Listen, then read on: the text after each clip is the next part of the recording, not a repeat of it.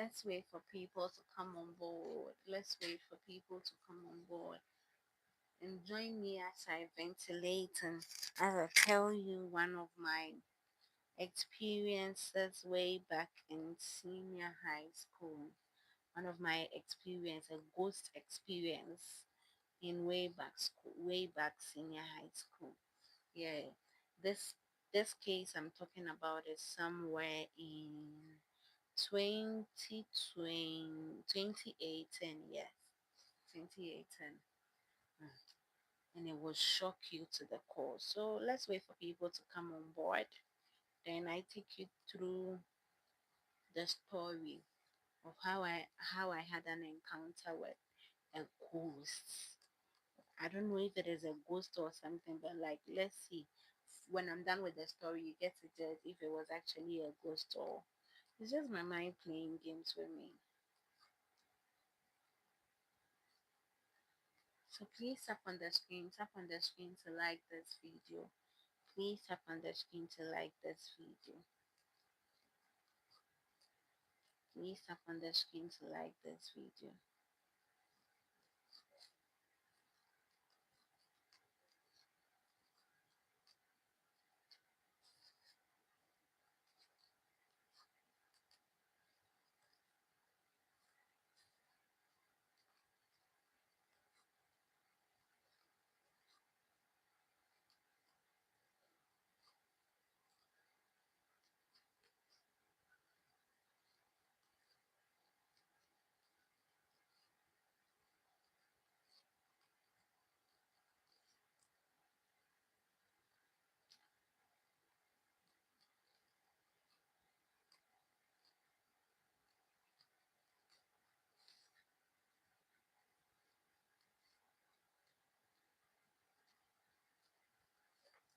Hello, you're welcome. Please tap on the screen. Please tap on the screen to like this video. Oh, and I'm also going to take you through the process. Whilst I'm ventilating, I get to take you through an encounter I had, a ghost encounter I had way back in senior high school. So if you want to enjoy the story today, I didn't come to teach you. I just finished with the teaching lesson. So this one is a story time. It's a story time that I'm coming to share an experience. This is a personal experience. So let's wait for quite a couple of people to come on board. Then I dive into the story. It's actually an encounter. When I tell my friends about it, sometimes they laugh about it, some to take it serious. So let's see how you are going to take it. Let's judge. After I'm done with it, you get to judge me from the comment section. Yeah, so um, this please first of all tap on the screen. Please tap on the screen. Tap on the screen to like this video. Tap on the screen to like this video. Over here, I do come on live to make content in relation to wig making and hair making, hair ventilation, braided wigs, literally everything that you need to know about wig making and hair. I'm bringing it to your doorstep. So, but today I didn't come here for I didn't come here for teaching lessons. I came here to tell you a story time. Like I'm literally doing a story time as I work. I'm bored and I feel like doing a story time alongside you guys listening to make it interactive as I work and also tell you about my encounter. So somewhere in senior high school, yeah, this case that I'm talking about, a it travels way back to 2018, yeah, before COVID. I was still in senior high school, and senior high school I was in my second year. Yeah, let's say second level, that is form two. Mhm. So usually when school resumes and I'm being asked to go pay for my fees, usually I go along with my dad to the bank to go pay for my fees. So when I got to my second year, I felt like a big girl. I was like, everyone goes to the bank. When I go to the bank, I usually see people of my age, but they are there alone. So I didn't understand why my dad had to follow me. And growing up, I've been the shy type. I'm usually shy. I've been the shy type. So every day when I go there with my dad, sometimes I'm shy. People look at me like big girl. Sometimes that is what I think they are seeing, like big girl, and you're coming along with your dad. So I felt shy. So when I was in my second level, yeah, I told my dad that, oh, this time around they said we should come and pay for the fees um on campus. Like when we come to school, we should come and pay for the fees. So he should give me the fees in cash. When I go, I'll go and pay it in school. And he was like, am I sure about it? Am I sure if it gets missing, he won't pay another fee, so I'll literally drop out of school? African parents. I was like, yes, it's true. They said we should come to school and come and pay. We shouldn't pay through the bank anymore. And he handed me the fees. That was 600 cedis by then. He handed me the fees in cash, 600 cedis, to go and pay. When I got to school, as stubborn as I was, at least I should have paid some of the fees and left some.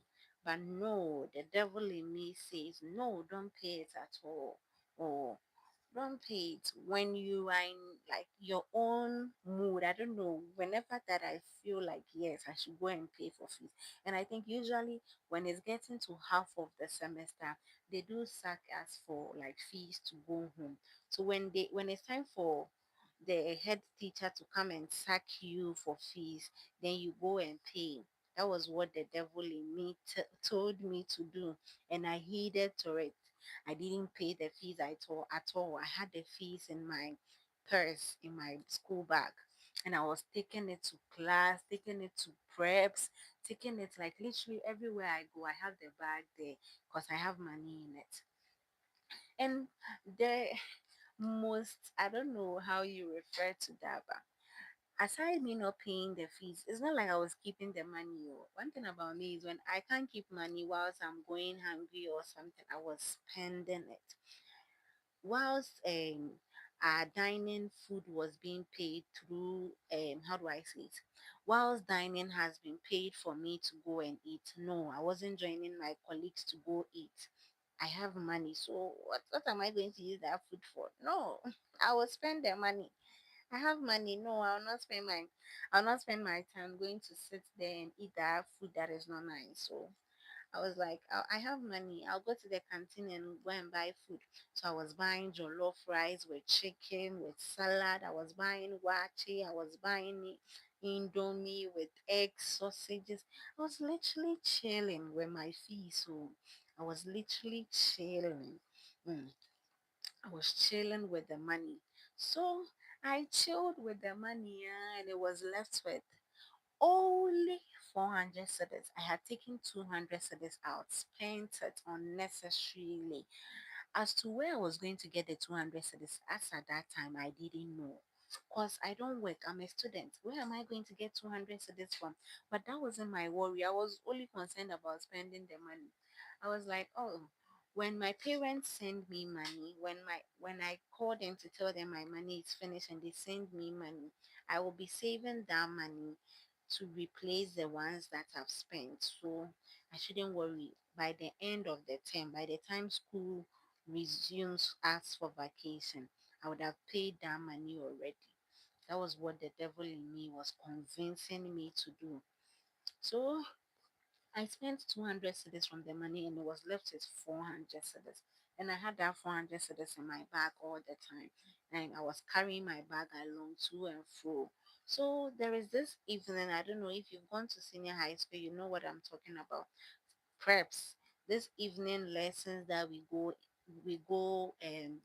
go for from I think 7 p.m. to 9 p.m. Latest by 9 p.m. you are done.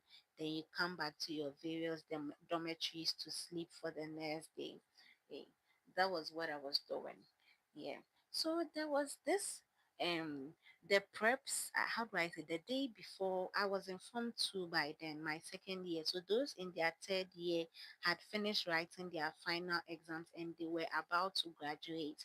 So the day before they were leaving the school, the day before they had to leave the school, that is even let's say the night before they had to leave the school, mm, we had to go bid our farewells, go engage them in conversations, because that will be literally the last time we'll be seeing them.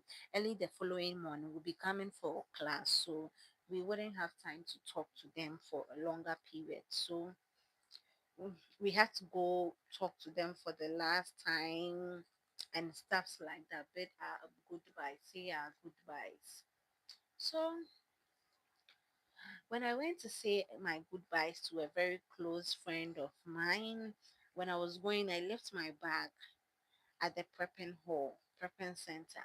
And before I sat closer to my friend, my best friend, I was sitting closer to her. So I told her I'm going to pee.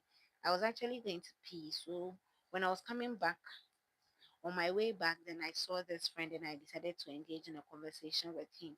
So I didn't go back to the class. I stood there and spoke with him for close to like 30, 40 minutes.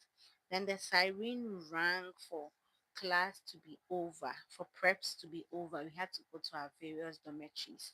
No, I didn't go. I was still standing with this person, speaking to this person. 30 minutes later, and he said that it's getting late. I should go take my bag. Then he goes to escort me to my dormitory. And I was like, okay, fine. I'm going to bring my bag. When I entered the classroom, my heart skipped a beat. Because where I had left my bag, that was not where my bag was. It was closer to the window side, and there was no one in the class. There was no bag in the class. My bag was the only thing that was in the class, and it was closer to the window side. So it means that somebody had actually tampered with my bag. So the first thing when I saw it, my heart skipped a beat. I was like, "Ish, my school fees." I was in a hurry to open my bag to see if I was going to see the money. I opened my bag, took my purse out, and opened the purse, and I saw the money inside. I was like, ha! I heaved a sigh of relief. I was like, thank God, oh. By now, they would have stolen my school fees that I've spent 200 cedis from it already. If they steal the rest of the 400 cedis, where am I going to get it from? So I was happy that I saw the money in the bag. So I went back to my friend and we went to talk. Then I went back to my dormitory to go sleep somewhere around 10 p.m. So before I was going to take my sleep or before I wanted to go to bed, something kept on saying, did you count the money in your bag? Did you count the money in your bag? What if some is missing? Did you count the money in your bag? And I was like, fuck it, let me count the money in my bag. Let me see. Unfortunately for me, when I went to count the money in my bag, additional 200 cedis had been taken out from the bag. I was like, yay, who did this to me? Who took money that I've already spent 200 cedis from it? Who took the 200 cedis from the money again?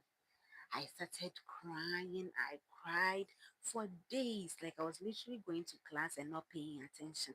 I was thinking of how to pay back the 200 cedis that I've spent and also the 200 cedis that has gotten missing. Now it's 400 cedis. Where am I going to get money to pay? Where am I going to get money to pay? A student, I don't work. Where am I going to get money to pay? Mm.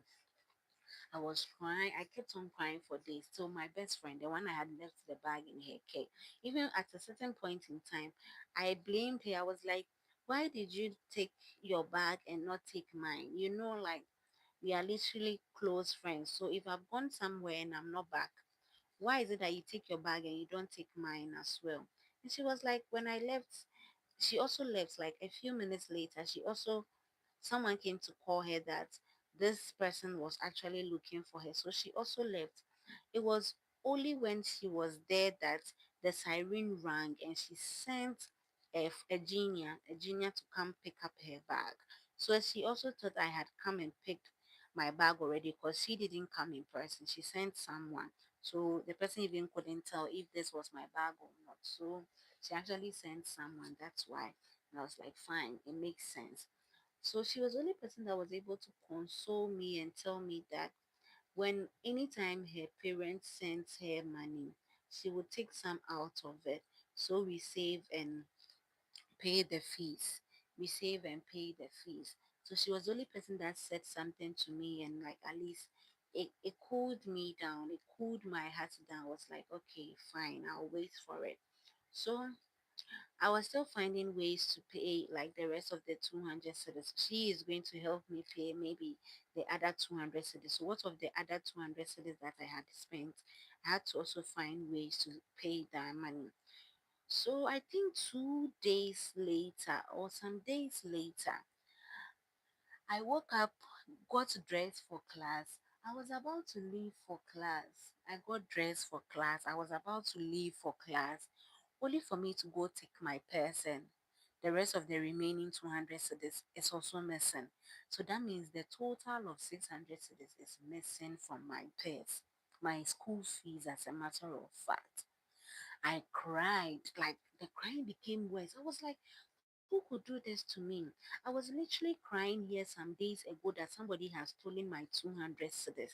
So who could do this bad to me that after me crying here for days and you guys consoling me, the rest of the 200 cedis that is left, who could have come to take it from my bag whilst we were asleep in the evening? Yeah. Whilst we were asleep in the evening, nobody responded. No one said anything. So I was like, I'll report the room, people, the members of the room to a teacher on campus. And the teacher was, let's say, a godly person, a pastor, yeah. And I learned he could actually tell if someone steals your money, he could actually predict or tell you the person who stole the money, then you go take the money from that person. So I was like, I'll go see that teacher. And if I go see that teacher and whoever he mentions, um, whoever the teacher mentions, I will come back to the dormitory and come and disgrace the person and also take my money from that person. Yes, that was what I said in the room before leaving there for class. So when I went to class, I wasn't even able to pay attention. I told my friend that the rest of the remaining 200 cedis has been stolen. And she was like, okay, she would go and escort me to go meet the teacher. Then we take the money from whoever has taken the money. And she was like, okay, eh, eh. So she went to escort me when we went on our first break. Unfortunately, the teacher wasn't around. The second break, we went there and he wasn't around. Now, I don't know, like I became helpless. I started crying. This teacher is not around. So, how am I going to get my money back? How am I going to get my money back? The following day was a Saturday, and there was no way I was going to see him on campus because he was a day teacher. He didn't reside in any of the bungalows. So on Sunday to he I wouldn't see him. So that means Monday.